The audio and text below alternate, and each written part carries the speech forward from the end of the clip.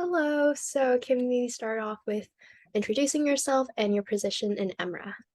Okay, hi everyone. My name is Shivam Rana. I'm a coordinator for EMRA. I'm in charge of recruitment at the moment. Yeah, I've been with EMRA since the spring of my freshman year. So I think like over 2 years now. And time's flown in the organization. It's been a great time. Great. So what does EMRA do? So EMRA does to kind of put it in the most basic terms is like, we're like the net that catches patients that can be like enrolled into our studies in the emergency department. So we're the ones that screen and even sometimes before COVID we used to consent and enroll patients. Not so much now because of COVID restrictions and kind of the nature of the studies we have at the moment. But yeah, we're kind of that net that is the one to get all the patients and also help with some of the back end of the research sometimes. So what does a member typically look like? Yeah, so the responsibilities for a member would include a 4 hour shift every week. And then a lot of members like to get involved in our committees too. So we have quite a few committees. We have the research committee, mentorship, new member training, education, marketing, and you can join any of these committees and get kind of a diverse and a varied experience and learn something new. So like if you're in marketing committee, you can kind of work on graphics, understand the way that we do our publicity when it comes time for recruitment, like right now. In research committee, you can work on kind of journal clubs. And then if we get opportunities to the emergency department to write papers or work on papers, you also are involved in those. And we also participate in the poster day at the end of the year. So the undergraduate research week poster day.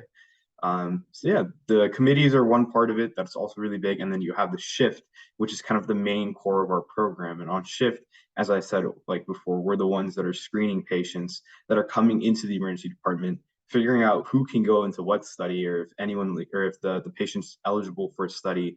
And then we proceed from there. And the kind of the variety of studies is very spread out. So you'll get studies that are about, heart attacks, or you'll get studies about trauma, because it's the emergency department. So they're dealing with a whole host of cases um, and conditions. So yeah, it's pretty cool. You get to learn a lot, and you get to do a lot of different things because each study is really different.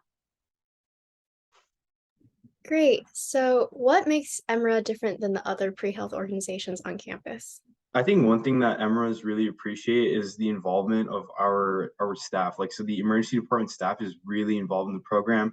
We get unparalleled access in the emergency department because we're the ones that are really working with the team there to do the research and kind of get things going and keep it running smoothly. So we work closely with the faculty in the emergency department, and it's something like there's a lot of opportunities for mentorship and to kind of bond with someone that is like a resident or an attending in the emergency department. I think that's something that we appreciate a lot. And you discussed that the application season for EMRA is starting up. So what does the application process look like for EMRA? When are applications due? Okay, let's go through it. So week one, nothing much. We're just kind of letting people know like week two is really where the ball gets going. We have Q&A sessions in week two. And I'll just kind of give you like the general structure, and the dates vary from quarter to quarter. We kind of, to take a step back, we recruit in fall and in spring. And then week two of the quarters, that's when we'll have our Q&A sessions. The Friday of week two, our application will go live, and the next week it will be due. After the application, the written application, you have a primary interview if you move forward to the next step. And then after that, there's a secondary interview. So all in all, it's going to take about 7 weeks to kind of get through the entire recruitment process. And you're not really doing something for the whole time, right? The applicants, they have the written application, they have their primary interview and then the secondary interview, but it's really us in the back that need the 7 weeks. So it might seem like a long time, but things move fast.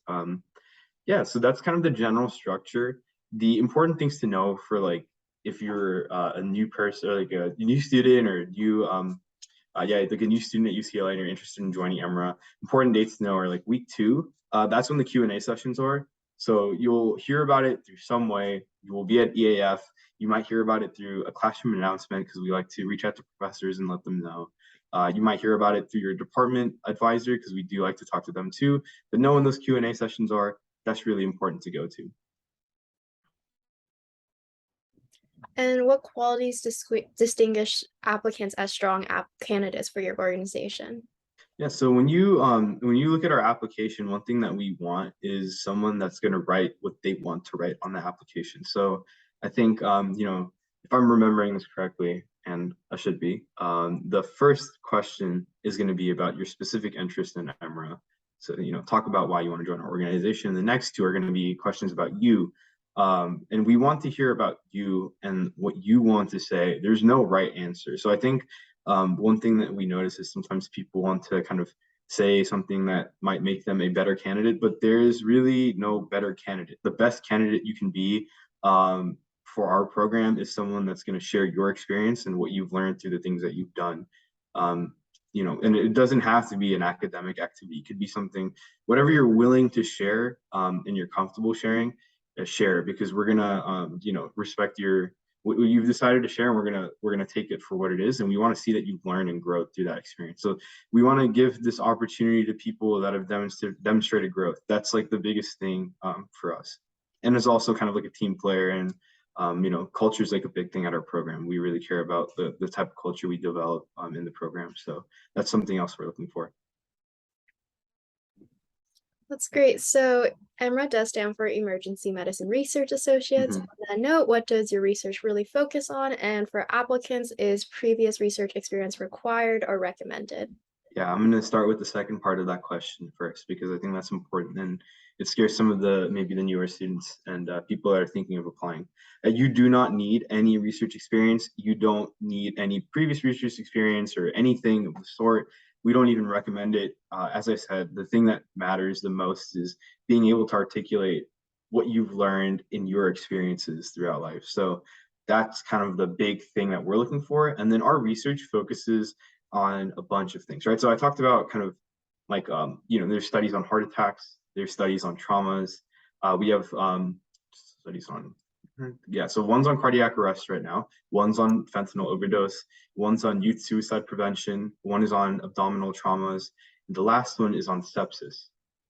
So it's a wide variety of things. And then you can go to our website and kind of see the previous studies that we've had, and then also the current studies that we had or are ongoing at the moment. So there's a more detailed description there. But I think the more important thing to highlight is that wide variety of things. That's something that has drawn a lot of people to our program because you're not really stuck just focused. You're not really like hyper focused on one thing. You get like a wide variety of conditions and yeah, and opportunities to learn.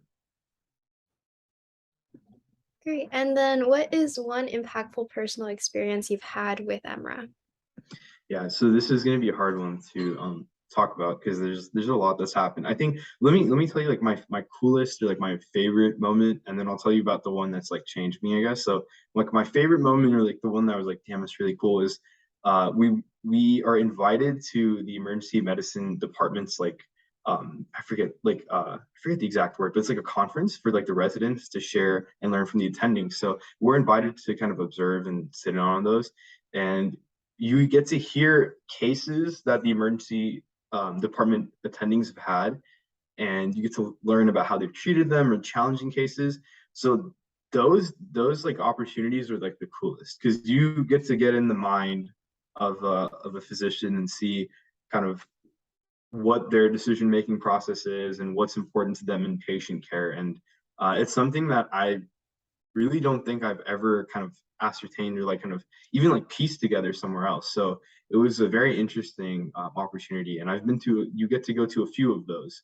I've been to I think 3 or 4, and those days are very fun. So that's like the cool thing, I guess I could say. And then the one thing that's changed me the most is probably doing recruitment for EMRA. So kind of what I'm in charge of now, being on the leadership team, and I think the leadership team is not the whole program, but one thing like we have wanted to do is like provide leadership opportunities through a lot of our projects. So this is why like our committees are really important because we want the members to get like that same flavor of leadership, even if they're not like on that coordinator team per se, they still have a lot of opportunities for leadership.